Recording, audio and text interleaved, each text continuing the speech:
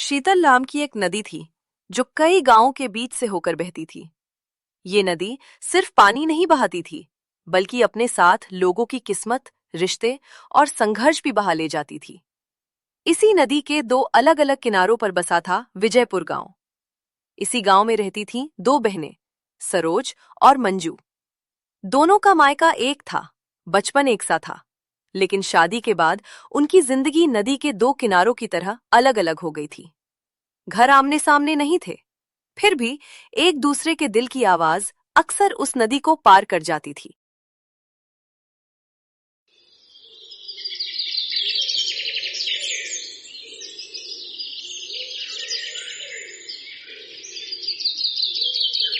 मंजू अपने आंगन में मिट्टी की लिपाई कर रही थी।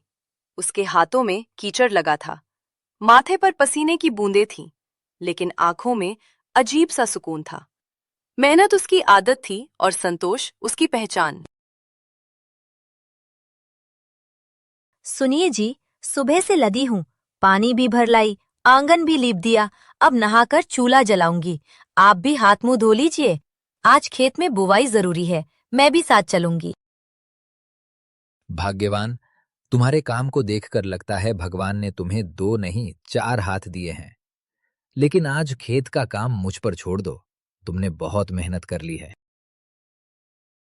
खेत पराया थोड़ी है जी, जब तक अपने हाथ से बीज न डालूं मन नहीं मानता। और वैसे भी आप साथ होते हैं तो थकान उड़ जाती है।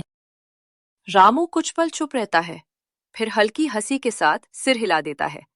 दोनों के बीच समझ थी, प्यार था,